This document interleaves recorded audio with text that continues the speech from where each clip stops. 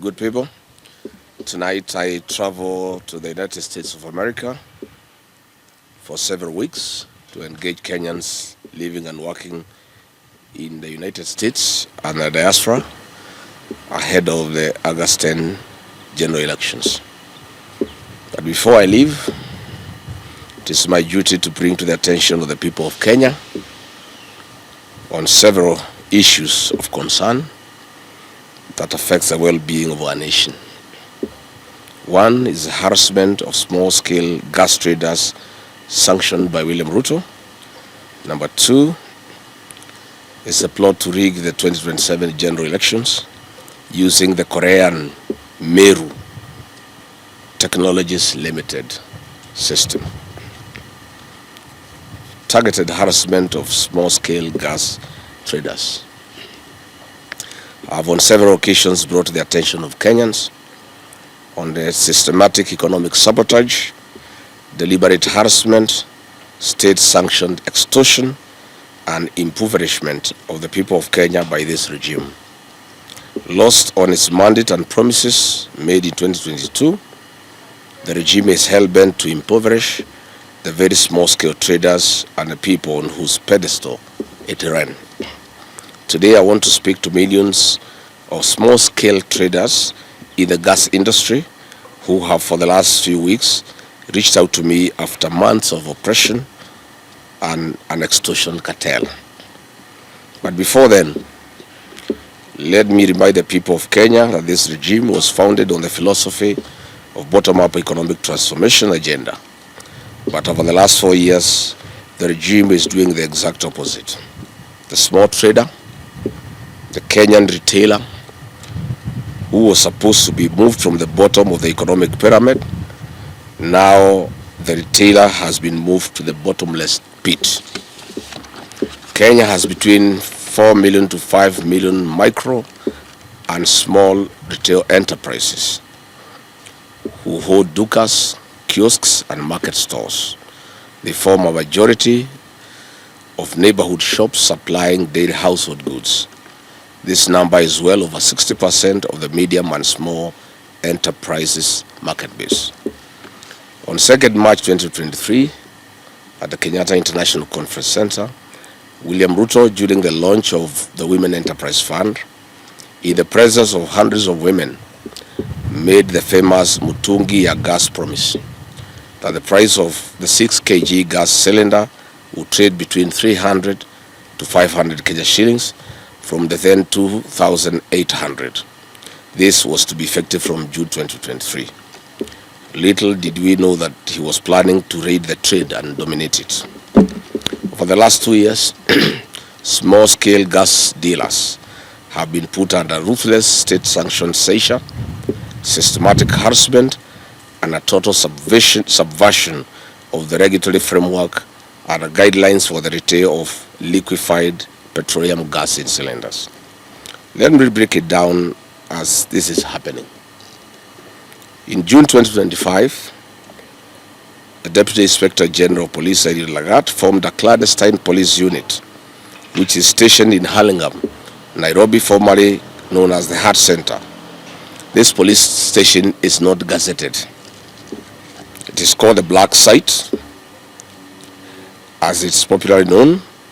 It has an armory, a clandestine budget, and a multi-rank police command with Mr. Robert Linyiru Gituma serving as the OSPD. There are other ranks of SSP, OCS, Deputy OCS, OC Crime, and 25 rogue officers in the rank of constable. This unit operates under private supervision of a private citizen, Mr. Cleve Mutiso.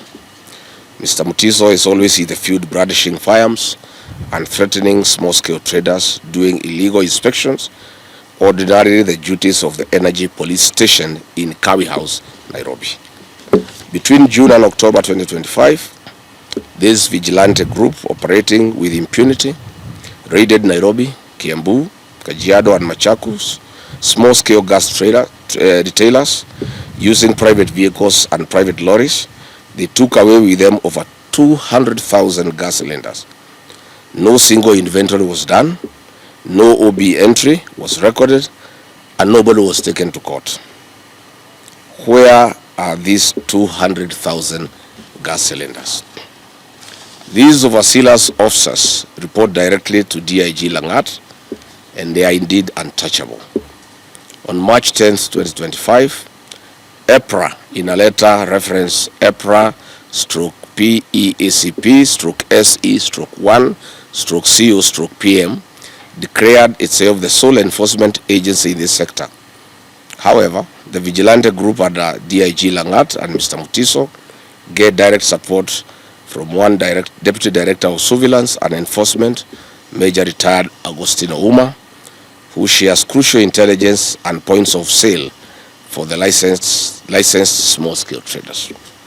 I'm aware that on 21st August 2025, the small-scale gas retailers in Kenya, who are over 500,000, wrote to President William Ruto on this matter under letter reference MBN/GAN/97/25.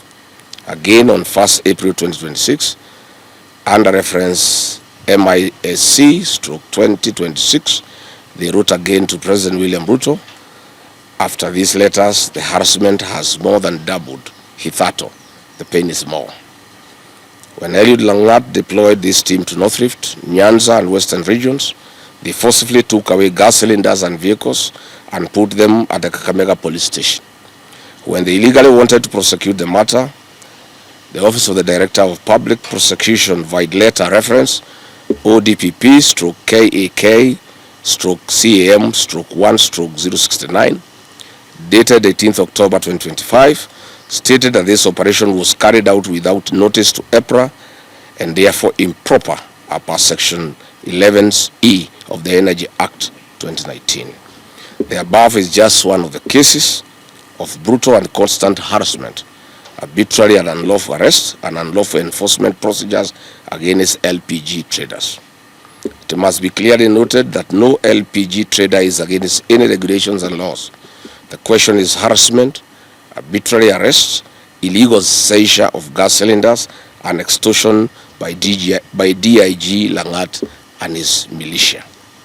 We note that when the current acting EPRA DG, one Dr. Okech, is seemingly overcompromised and accomplice or not in charge of EPRA, the raids have been intensified by Mr. Cliff Mutiso and DIG Eliud Langat.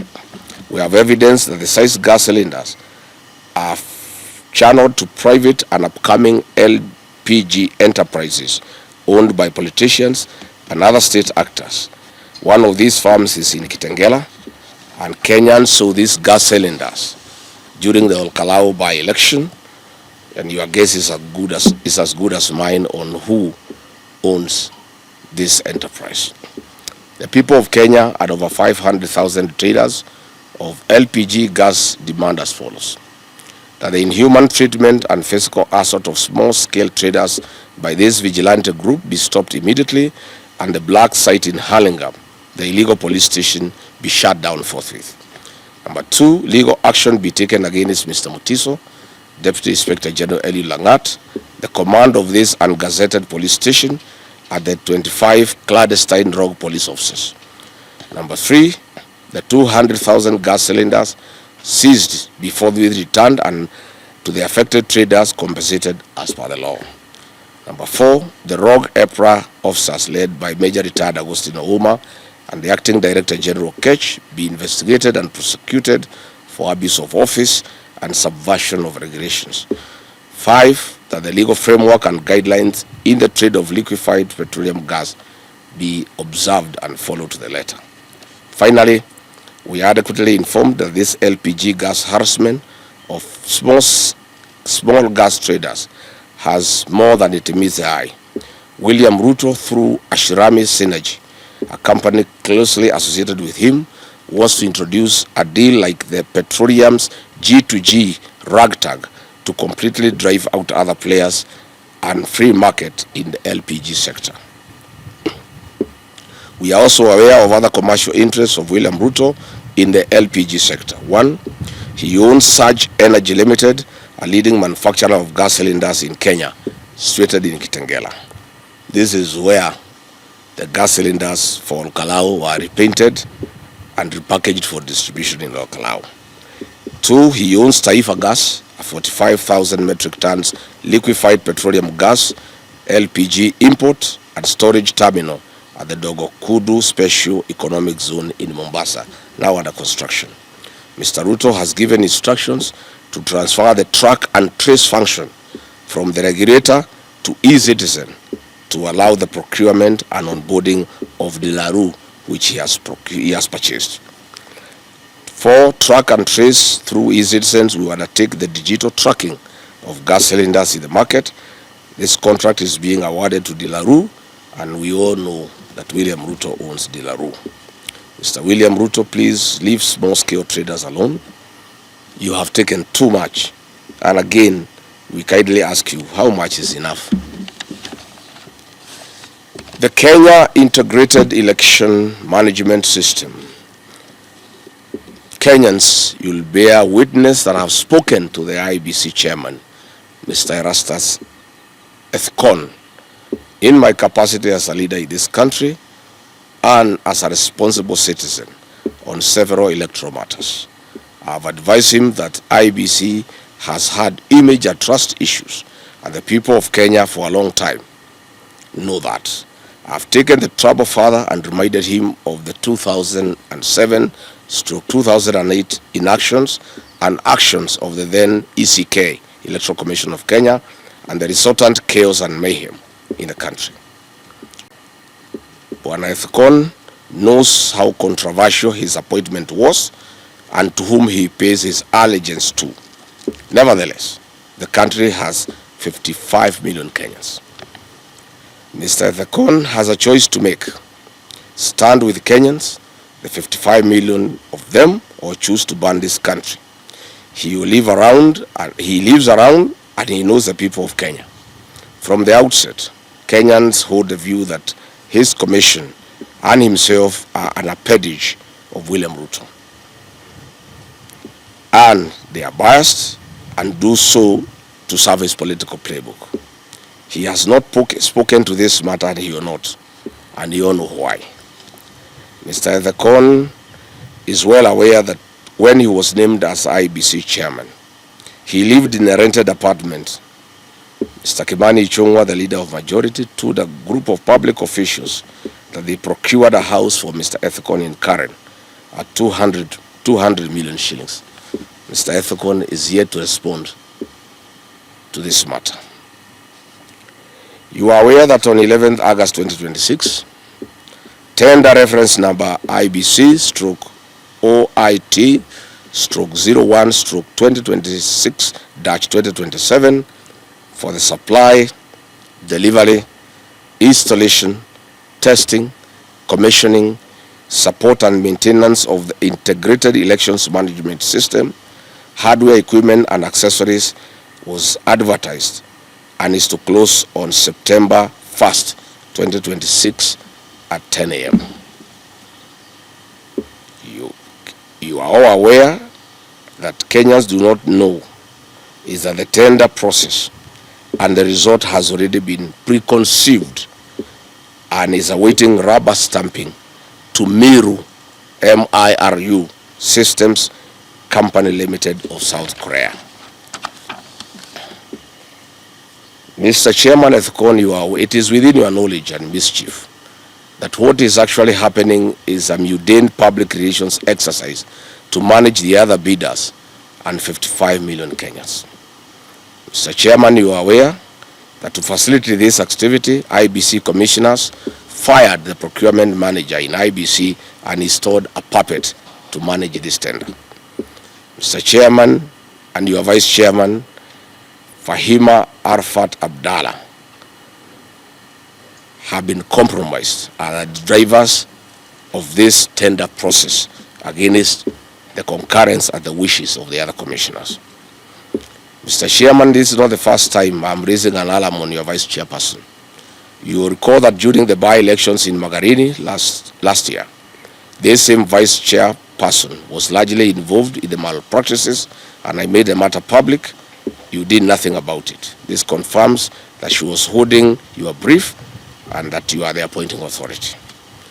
Mr. Chairman, with your concurrence, the PS for Interior, Remo Domolo, the PS for Immigration and Citizen Affairs, Mr. Berio Kipsang, have held meetings with Meru Systems Company Limited of South Korea.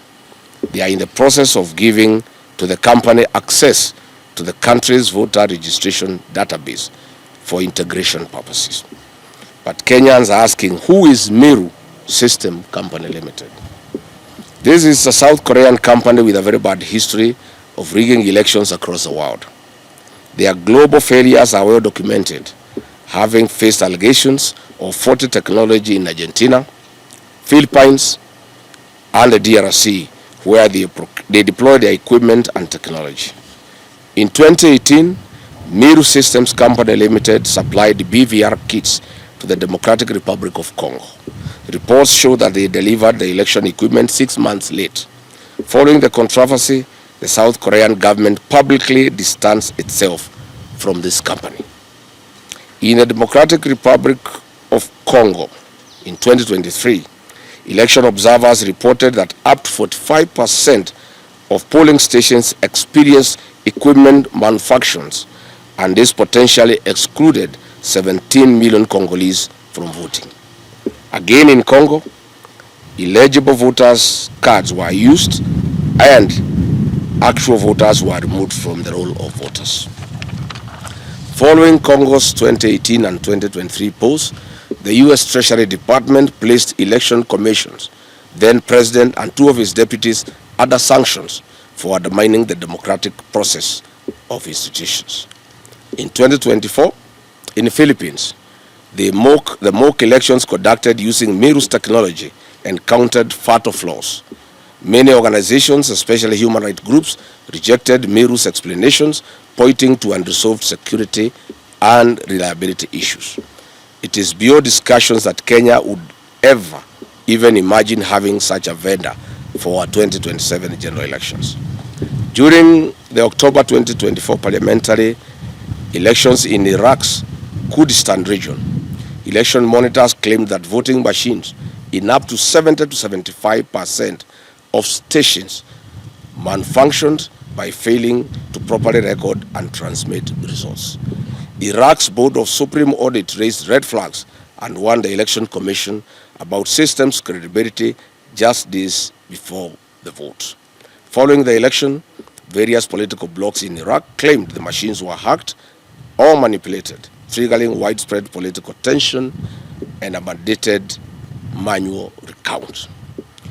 The Meru plan in Kenya, as directed by William Ruto. Under the instructions of William Ruto, Meru Technologies has been instructed to prepare a new voters register and suppress voters from the following regions perceived to be against this regime. 1, Western Kenya; 2, Nyanza region, but in Kisii and Nyamira counties; 3, the Mount Kenya region; 4, Lower Eastern; 5, Nairobi; 6, Taveta and Namu; 5, Rift Valley in Nakuru, Laikipia, Kajiado, and Narok. We appeal to our development partners and embassies accredited to the Republic of Kenya to take note of this threat to Kenya's electoral democracy. The company should be banned and never allowed to manage any election or supply its equipment and technology to this country. I would like to challenge IBC to confirm if the technical specifications in the tender have not been specifically crafted and tailor-made around the profile of Meru Systems technology.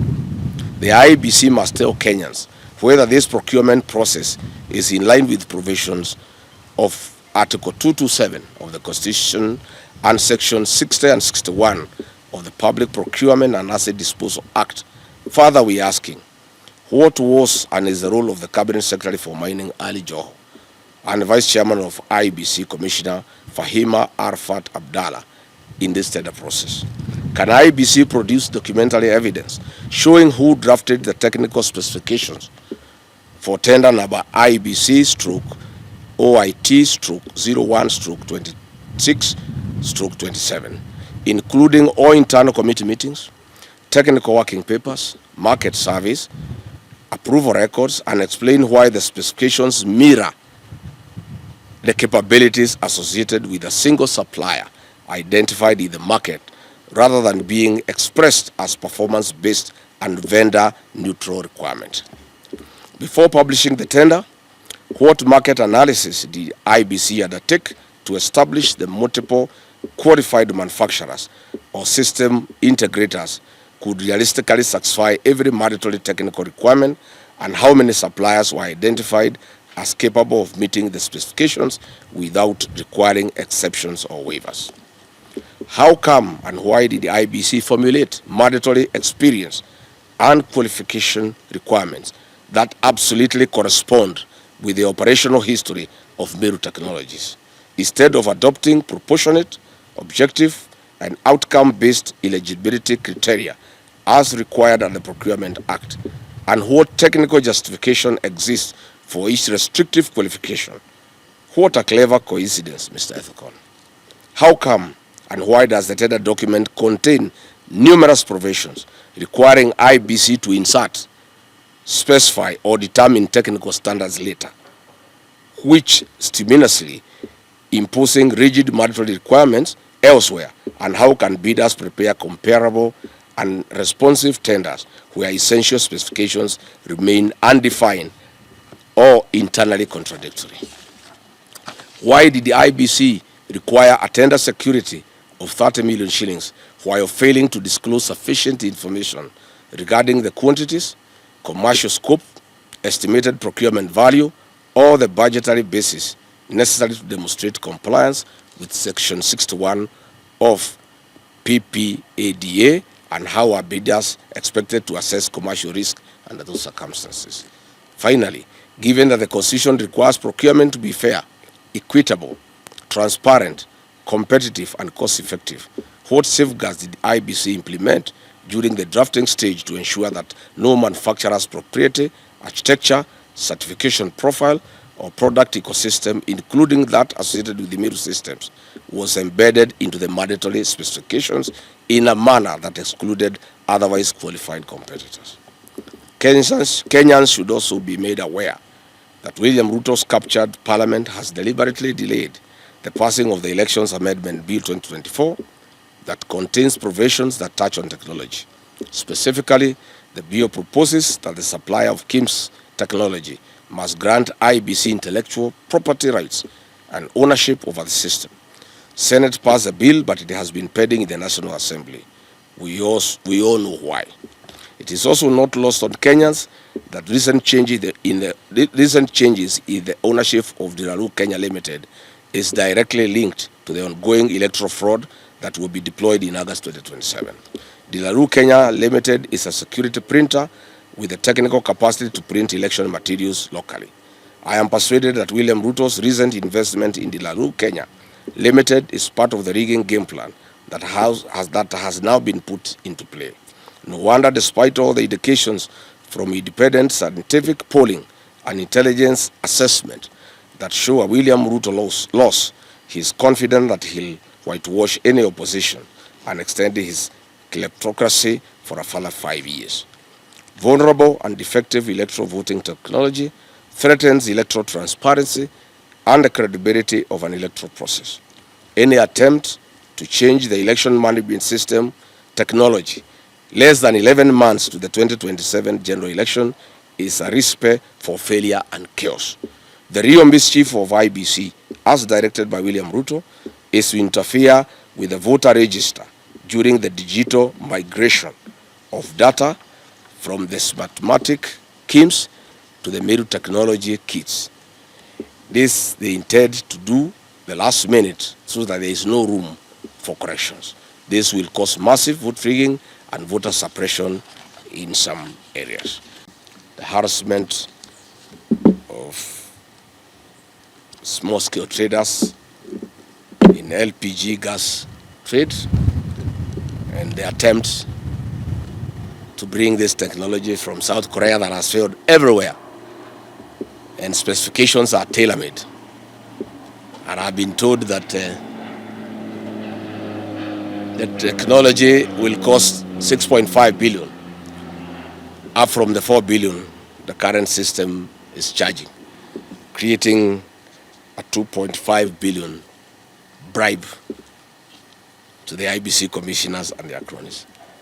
Kenyans must receive. I want to travel. I want to go to Kikuyu constituency.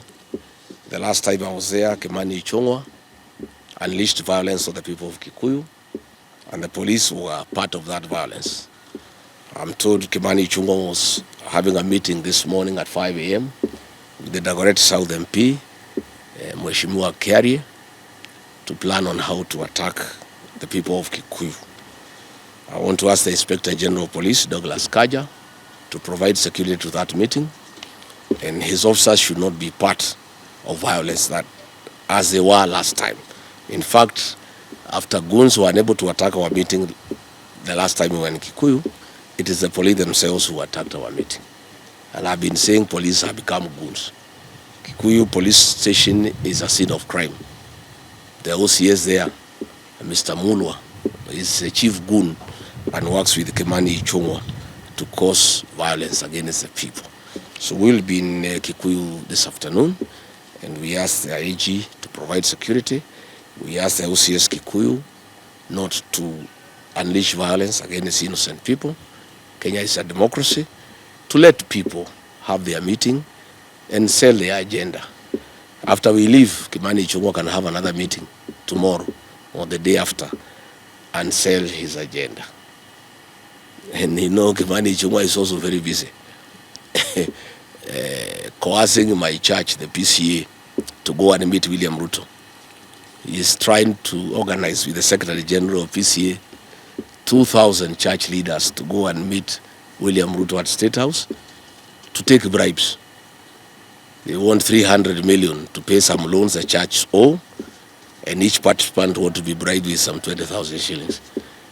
So instead of raiding our meetings, you know, take time to work on the PCA delegation. Go and, you know, mobilize PCA church leaders, take them to State House to be bribed. And we asking our PCA clerics as a member of the church, please just go and take the money. The matter is there.